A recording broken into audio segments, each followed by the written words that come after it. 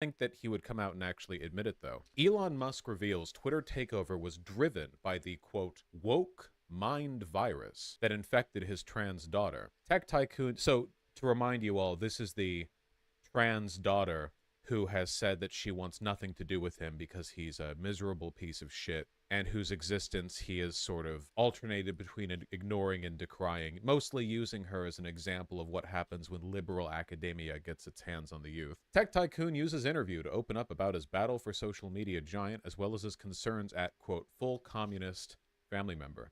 I saw a Twitter post which was something to the effect of, I am mortified that my daughter hates me because I am rich. I will prove her wrong by spending $40 billion to buy her the platform she uses to talk with her friends and fill it with Nazis. I will defeat her arguments with this this phenomenal rebuttal. Jenna, which the article helpfully dead names, thank you British media, right off the bat, transitioned at age 16. When she cut Elon out of her life entirely, he knew he had a fight on his hands. A battle which would eventually culminate in the world's richest man buying Twitter for $44 billion. The Tesla owner believed his child had been radically transformed by the $50,000 a year liberal school she attended in California. Quote, she went beyond socialism to being a full communist and thinking anyone rich is evil. Now, first of all, it's worth noting that Elon is an idiot, so his assessment of her positions is worthless. I don't know why she's not the one giving the interview. I think it's far more likely that he's just a monstrous person to be around, and she stopped liking him as soon as she left the house, and he interpreted that as, like, woke academia destroying her. I think that being the child of Elon Musk would be, in itself, a pretty strong radicalizing force. I've talked before about how, like, you know how a huge amount of the anti-trans advocacy in this country has been about trying to stoke the fears of paranoid conservative parents who don't think they have enough control over their children? What are your children seeing in schools? What are your children looking at when they go online? Are they looking at trans people? Are they learning about critical race theory? You know, I think that, like, the anxiety a lot of conservative parents have concerned with them wanting to own their children, like in a complete and total way, and then being dismayed when they realize their children are their own people. That's what fuels a lot of them when it comes to moving towards, like, fascist thinking. Because when you get into that mindset, the idea that children are property, they're your personal possessions, and that any changes they go through that you don't personally approve of are indicative of some kind of social taint or pollution that you have to stop, it leads really, really easily into the fascist thinking. Anyway, a lot of this is just talking about Elon Musk broadly, not just in terms of his daughter. I think the daughter thing is the most interesting bit of new information, because a lot of this is just broadly indicative of Elon being an incompetent leader.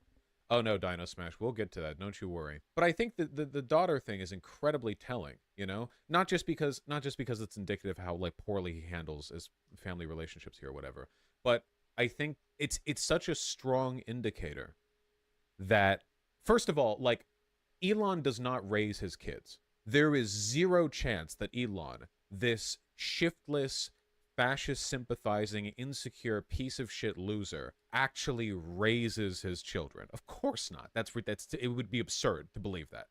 Like, no chance. So the idea of him being so upset by this, you know, it's worse than normal, because I can understand a parent being kind of dismayed at the idea of their child going through changes they don't like if they've taken the time to raise that kid and that kid did not end up the way the parent wanted them to. I don't think it's right, but I understand the feeling there.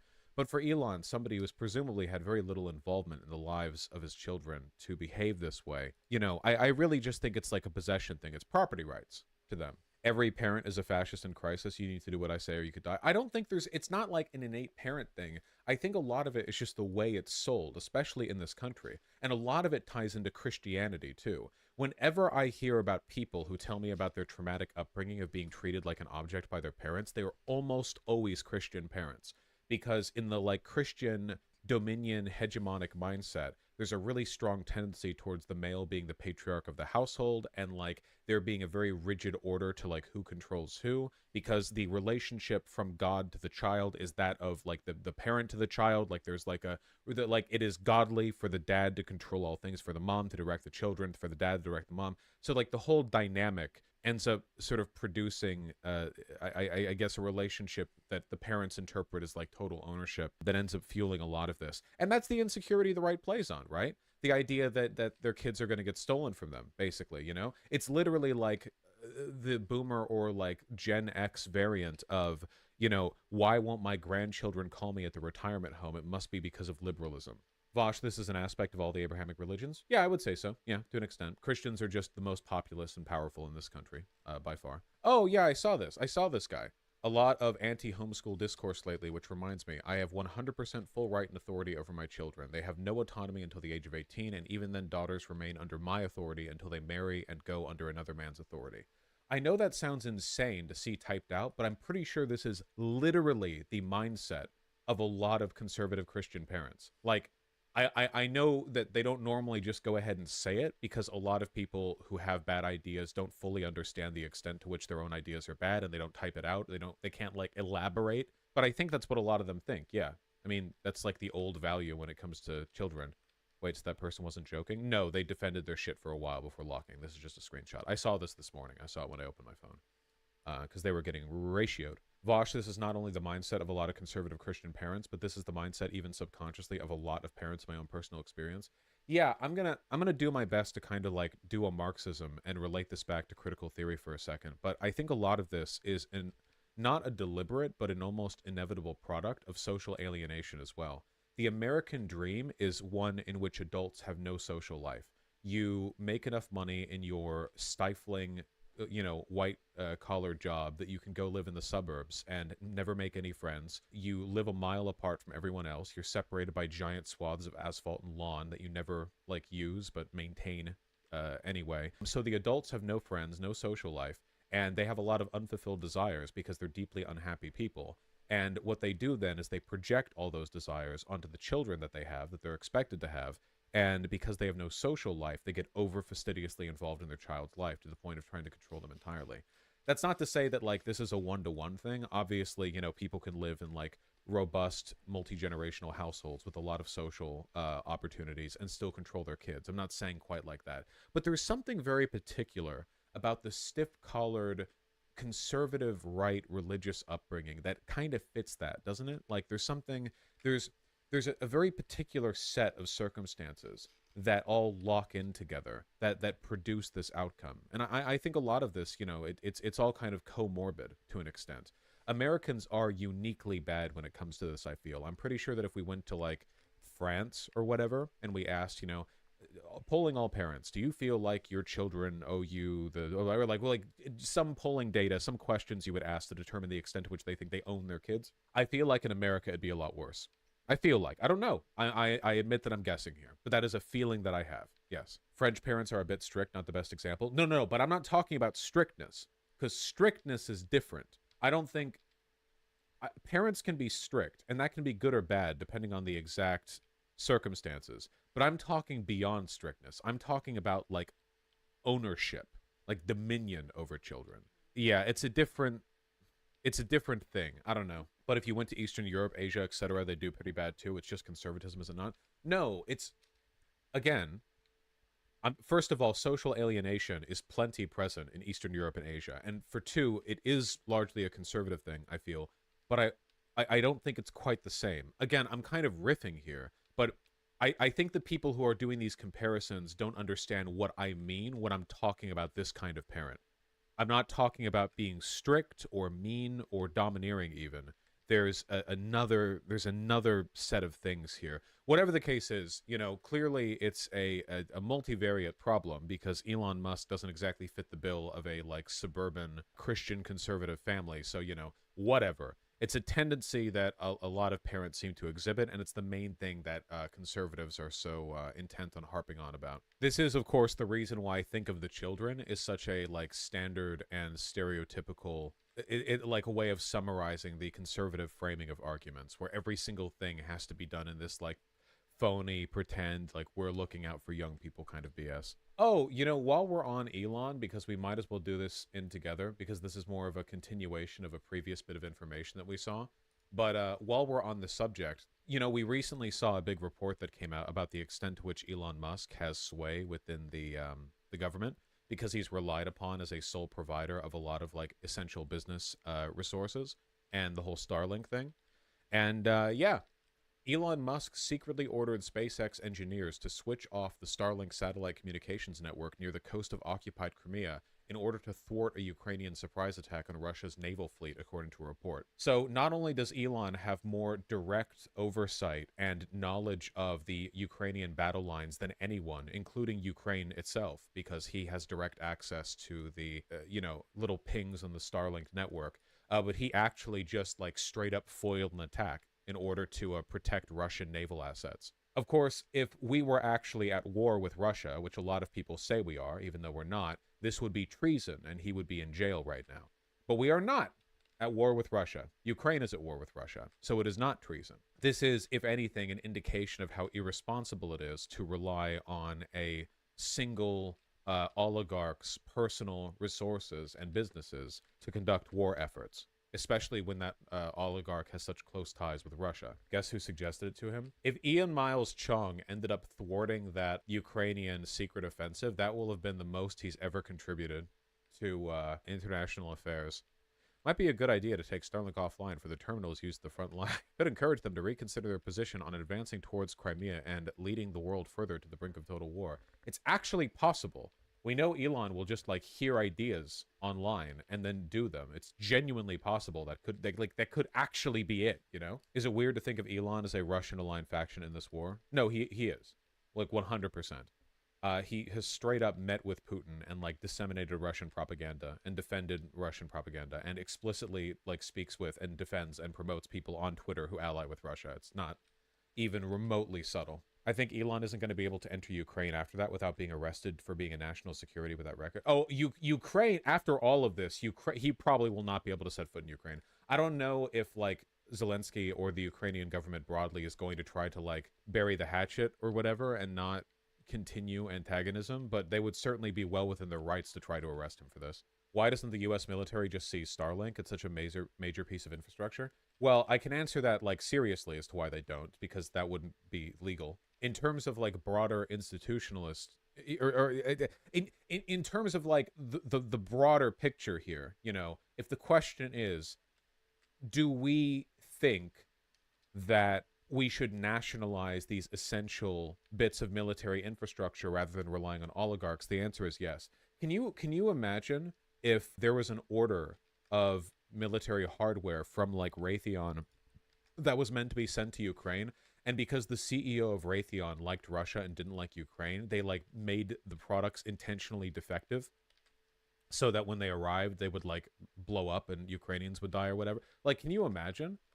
Elon is such a remarkable individual. He hits new lows so often, so consistently. Can anyone in the USA threaten Musk in any way? Come on. That's not really how it works. Elon is not in breach of contract, as I understand, and even if he was, it would be a breach of contract with Ukraine, not with the United States. He is a security risk, as an accountant, but as being a security risk doesn't mean you get arrested.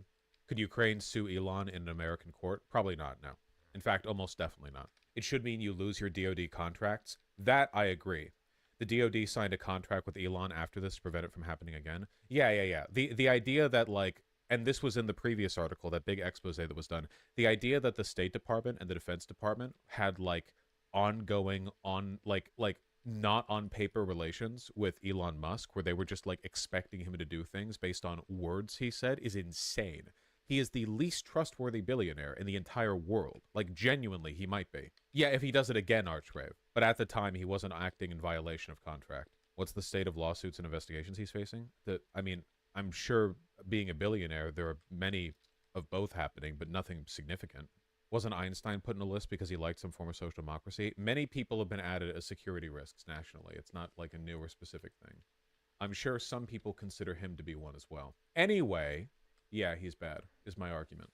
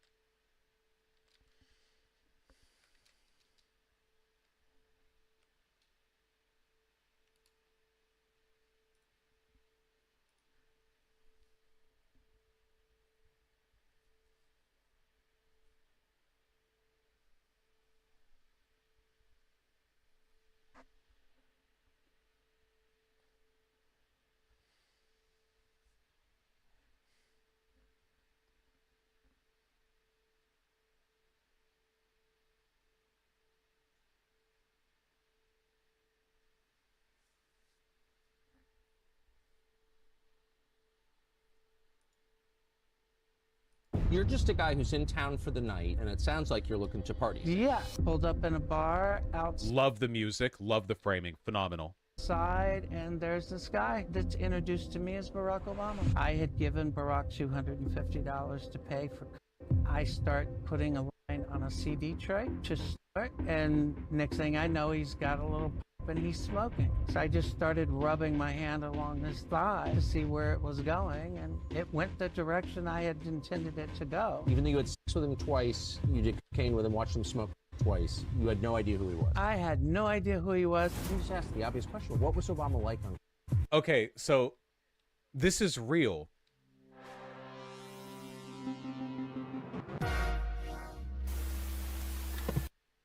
Tucker Carlson is so washed, so desperate for content.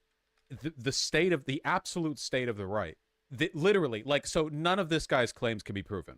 Like, none. There's no, like, he literally, this just saying this. It could be anyone saying this. He's just saying things. Even if he was telling provable truth, I have no idea why Barack Obama being gay would be like of relevant interest. But like, this is the state of the right at the moment. And as we'll see, like, I think that Tim Pool really like makes clear what the whole point of this is. And we're going to see a clip from Tim Pool in a second. But just like, in the meantime, please enjoy the framing, okay? Is it your sense that that's who Obama is, just transactional, or that he's bisexual, or like, what is this? It definitely wasn't Barack's first time, and I would almost... Was Barack Obama a top? Was he a bottom? The American people want to know. The elites don't want you to know whether or not Barack Obama was a top or a bottom. Be willing to bet you it wasn't as long. The guy's running... I'm sorry. I love the... Where's the... we need the voiceover guy, the guy who does all the Hollywood trailers. It wasn't Barack's first time, and I would almost be willing to bet you it wasn't as long. The guy's running for president, and credible information comes out that he's smoking and having sex with dudes. That seems like a story. Well, it would be a story if the media really cared. Yeah. Like, literally, yeah. Why do the elites in the media not want you to know about my story of sucking Barack Obama's 20 years ago? That definitely didn't happen. About telling people the truth. Incredible. Absolutely incredible. Absolutely incredible. This has been, as I understand it, this has been like a joke even to a lot of right-leaning people. So what we're going to see now is, I think, maybe the most naked example of Tim Pool admitting that he's a grifter who has no real beliefs. And also the general strategizing of the right, okay? Because Tim Pool commented on this, and I've called him a grifter and a liar and so on many times. I appreciate him saving me the effort here. Hold on. Legitimate political reason. Well, let me slow down. There's no legitimate factual reason to interview a con artist and crackhead who's making these absurd claims. Oh, yeah, the guy who's doing this is like a known liar, by the way. I'm not a fan of this. I wasn't a fan of it when they did it to Brett Kavanaugh. I'm not a fan of it now. That being said...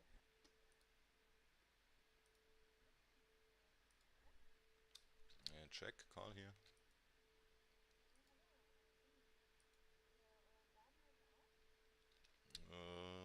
Ich weiß nicht, ob Flynn zu Hause ist. Ich bin erst in circa einer halben Stunde wieder da.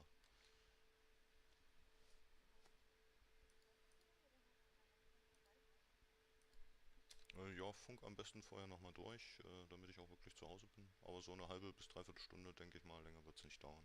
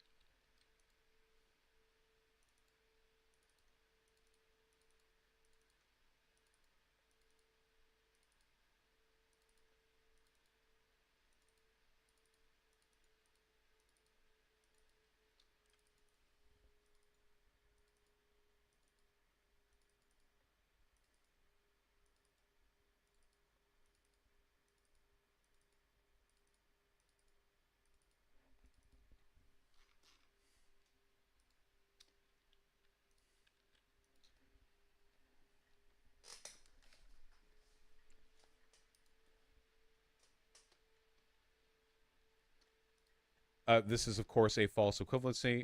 The woman who made credible allegations of sexual misconduct against Brett Kavanaugh was not a con artist. She was just someone who knew him.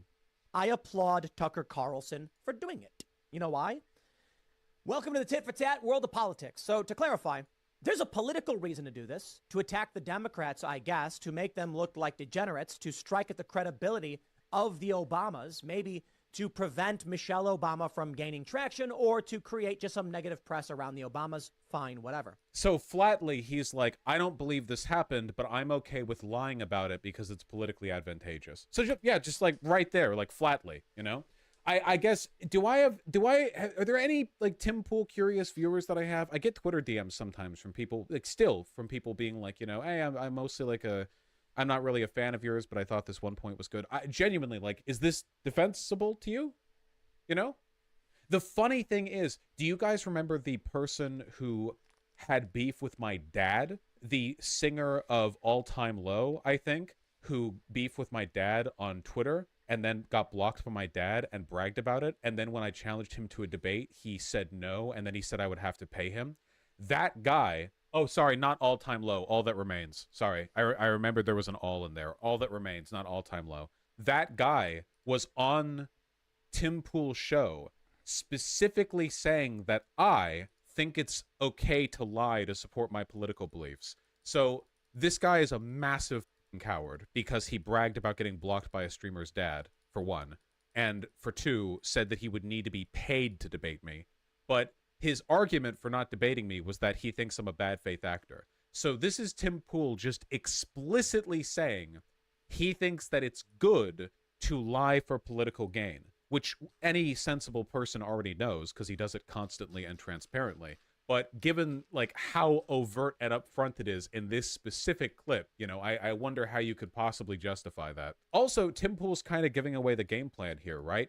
This may be fake, but it makes the Democrats look like degenerates. Liberal Tim Pool using the term degenerate, by the way, to refer to a person having gay sex, you know?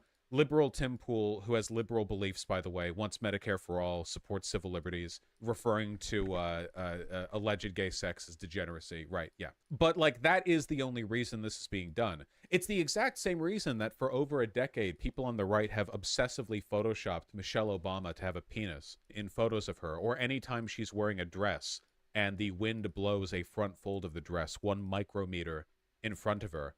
They all start like fetishistically fantasizing about her having a gigantic girthy BBC to plow Barack with. It's a nonsensical and completely shamelessly dishonest hysterical smear campaign, largely motivated by race, but also by a general desire to paint the opposition as degenerates, you know? The politics have really not advanced that far since a century ago in the Weimar Republic when it comes to denigrating your opposition. This is one of the reasons why I really don't understand how people take issue with the idea of just calling Donald Trump a pedophile on the debate stage. Like friend of Epstein pedophile, you know? 40, 50 sexual misconduct claims against you, little gropey little man, you know? Like, do you think the Republicans are going to get worse? Do you think that like they have had the gloves on? Because they already call literally every Democrat file. Like what? Like they the QAnon thing has already saturated into the mainstream with regards to like every single Democrat is a file, but somehow all the Republicans aren't, even though Republicans factually have been hit with more sexual misconduct allegations, and Donald Trump was a friend of Epstein. You know, it's so strange to me. But anyway, I just appreciate, like, even people like Tim Pool, even people as uncredible as Tim Pool are like, yeah, no, there's no reason to believe this guy's claims. Simply put, the Democrats, the left, and the media in this country entertained the most psychotic lies you could imagine about Brett Kavanaugh. Remember how I've said before that there's probably a significant portion of openly dishonest fascists who are so because they have convinced themselves that we are that as well? Like, that's what the All Time Low or whatever, no, not All Time Low, All That Remains singer was like. All That Remains guy was lying flagrantly and works with a guy who lies flagrantly, but he thinks it's okay because in his mind, people like me do it as well. I've seen that a lot from a lot of, like, supporters of far-right figures, where they seem to be under the impression that their dishonesty, something they're aware of, is a necessary and retaliatory tactic because we do the same thing. So it's like cope, right? It's kind of like how there are a bunch of people out there in like political and interpersonal ways who are like, yeah, man, I only go hard against somebody once they've gone hard at me. But then all you have to do is like mildly irritate them and they act like you've killed their firstborn son and they freak out at you. It's cowardice fundamentally. It's like an inability to own up to your positions because you have to pretend that everything that you're doing is a valid response, like a valid retaliation to some imagined threat. It's a really common way of not taking ownership over your behavior. Well, if they're going to act like that, I'm going to act that way too. But that's how kids act. That's like child behavior. Tucker Carlson is simply engaging in the exact same behavior. Lying, yes. Except, of course, the woman who talked about Brett Kavanaugh's sexual misconduct against her was not lying, was never found to have lied or proven to have lied. But, you know, we have to feign. Remember? Guys, what is the phrase? What is the phrase we have made so much use of? Vague gesturing at imagined hypocrisy. Every single time. If you can't own up to your own positions, vague gesturing at imagined hypocrisy. Well, 3 years ago, this one woman brought legitimate claims against the Supreme Court candidate, so now it's okay for Tucker Carlson to lie about Barack Obama having gay, you know? Like, what? How does that make sense? It doesn't, and he knows that it doesn't, but he has to justify it somehow. Tucker actually went on to talk about this. There we go. I think one version of this actually got community noted. Let me see if I can find that super quick. Oh, by the way, in case you were wondering, Elon Musk has been fully promoting this, obviously, because Elon Musk is desperate to promote this as a legitimate content creator platform, even though nobody's on here, and Tucker Carlson is the only guy who has a show specific here. Elon Musk promotes every single thing that Tucker Carlson does, including just fully buying this. Though he says alleged for legal reasons, I presume. Ah, here we go. Here's the community noted version of this particular post. Sinclair failed... hold on. Tucker Carlson. In 2008, it became really clear that... Okay. You know, everybody I knew, the world I lived in Northwest D.C., like everyone works either directly for the government or is a parasite on government effectively, including people I love and know really well. And the media is too, by the way. I mean, the media is reporting on government, but it's also dependent on government. You know, in 2008, it became really clear that Barack Obama had been having sex with men and smoking crack. And a guy came forward, Larry Sinclair, and said, I'll sign an affidavit. And he did. I'll take a lie detector. And he did. I smoked with Barack Obama and had sex with him. Well, that was obviously true. Nobody reported it, not because they were squeamish about sex or drugs, but because the Obama campaign said, anyone who reports on this gets no access to the Obama campaign. And so they didn't report on it. Sinclair failed the polygraph and has a long history of making outlandish and unsubstantiated claims. Sinclair has felony convictions in multiple states for charges related to forgery and deceit. No credible agency has been able to substantiate any of Sinclair's claims. And Sinclair is the guy he talked to, right? That's the same guy. Yes. It's the same guy.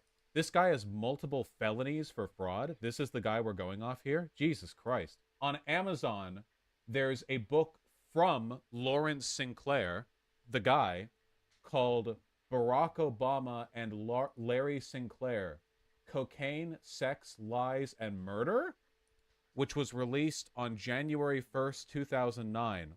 And you can pick up a hardcover for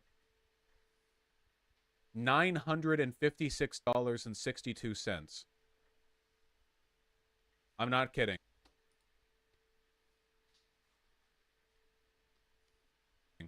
I can't believe we found a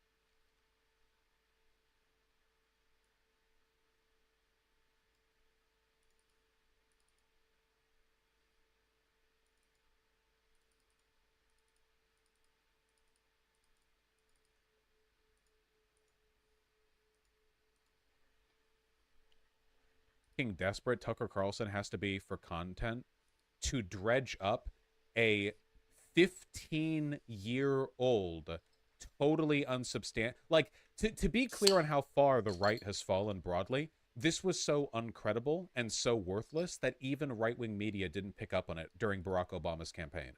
Like, back in 2008, when the right did not want Obama to win against John McCain, they did not pick up on this.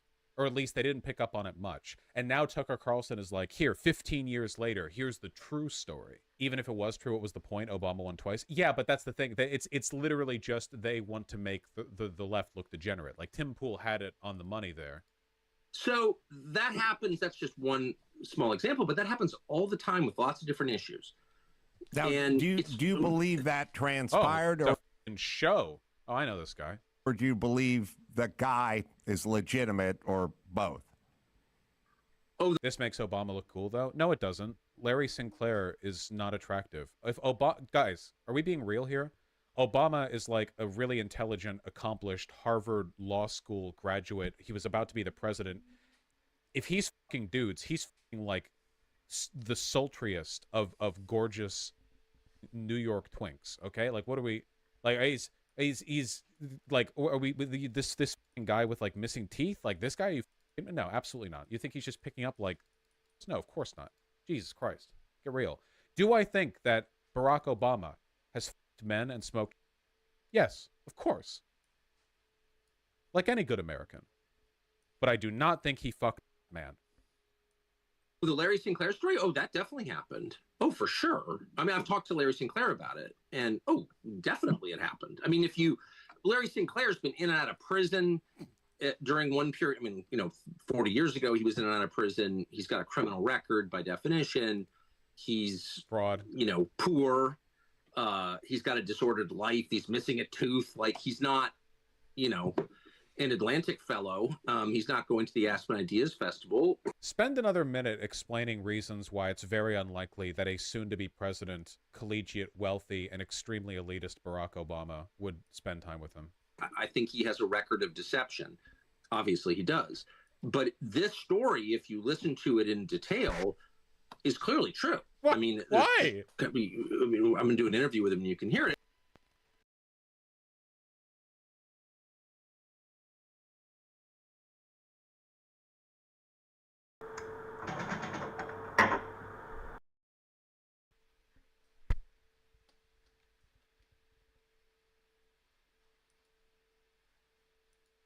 Is clearly true. What? I mean, why? I'm going to do an interview with him and you can hear it. And again, it's not going to change the world that Barack Obama likes dudes. I think this was well known. Barack Obama said so himself in a letter to his girlfriend. And by the way, that's kind of Barack Obama's business. That in that letter, by the way, which I recently saw people riffing about on Twitter, he was trying this is up there with him saying that like he looks to attract the like effete goth and socialists or whatever in college. It was him saying like, while trying to impress, in desperate to get bisexual pussy voice, he was like, yeah, I've had sex with many a men, but only in my mind, or some shit like that. He was such a fucking dweeb, dude. Holy shit. I'm not attacking him for liking dudes. I'm just saying the amount of lying in the media about it was unbelievable. Like, people knew this was true. And it was quite obviously true at the time. And of course, he is talking about Barack Obama. Like, he is attacking Barack Obama with the accusation of being gay. There is no reason why he would dredge up this uncredible 15-year-old bullshit otherwise. But this is always how they disguise it, right? They're like, well, this claim has no validity to it whatsoever, but the fact that the media didn't buy this invalid claim is evidence of media corruption against Barack Obama. People who covered the campaign didn't say anything about it because they didn't want to lose access to the campaign. And that happens all the time up and down government. So it's almost like if you have a housekeeper, you think, oh, she works for me.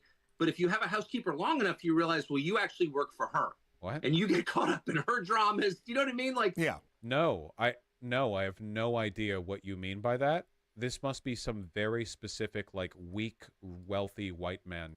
You hire like a Latin housekeeper, and their personality and natural magnetism just sort of domineers the house. I have no idea what this refers to. I have no clue at all.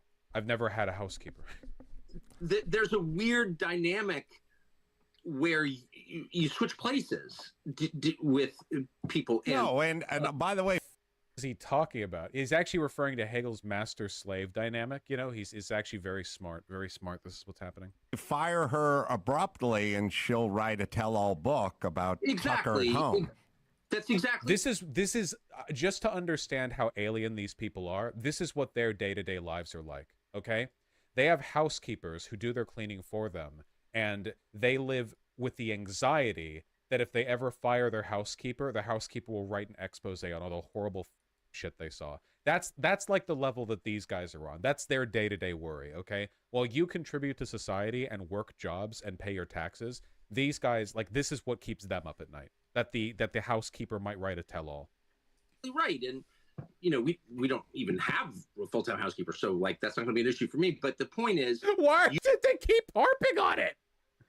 You think you're holding? Notice how he said full-time housekeeper. So what he means by that is he doesn't have a live-in housekeeper. So he doesn't literally live like a 19th century aristocrat. You know, he has somebody who lives in a different house. Okay, I don't even know. Just like wealthy people just like casually slipping into conversation about the anxiety and paranoia they feel that their fuck housekeeper might like tell all the world the crazy shit they saw. It's so government accountable, but actually they're controlling you. That's really the dynamic in Washington. But you know, you're living in the soup, and it's hard to see it at work. And this is a long way of saying the conclusions I've reached are middle-aged conclusions. And that's a lot of it. Right. It's just that I've gotten older. And remember when Tucker kept having those existential horror episodes? Yeah. He's kind of doing it here too. I don't know why he's talking about any of this. I think that Tucker, like, obviously Tucker Carlson knows that he's lying. He's very like overt with that. And I think that it kind of drags in his soul a little bit, the bullshit he has to spew. You can't see certain things when you're younger. And it's like young people, you'd think they'd be the most open-minded of all. They're the least open-minded because they're afraid of the future.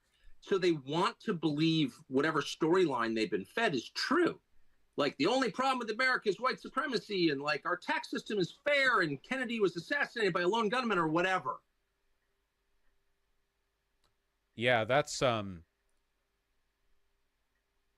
definitely a belief that young people have, that our tax system is fair. I've seen many cases of people arguing this. For those of you who are curious, Tucker Carlson does not actually have any real position on the JFK assassination. Just the same way that all conspiracies lead into each other, the reason he talks about it is because he wants to gesture at the government keeping secrets from you. That's it. He has nothing to say about it. There's no like actual meaningful statement to be made. It's just like fostering a constant atmosphere of paranoia and second guessing on the subject. They don't want to face like the terrifying unknown and complexities of the actual world we live in. Young people are too scared to confront the reality of the government and media colluding to hide this story of this lifelong criminal and fraudster having had sex with Barack Obama. Anyway, I just think it's funny how low he's fallen. I think it's funny that even other right-wing grifters like Tim Pool have to be like, yeah, I don't believe it, but I think it's good to lie, actually. So, you know, it's pretty funny.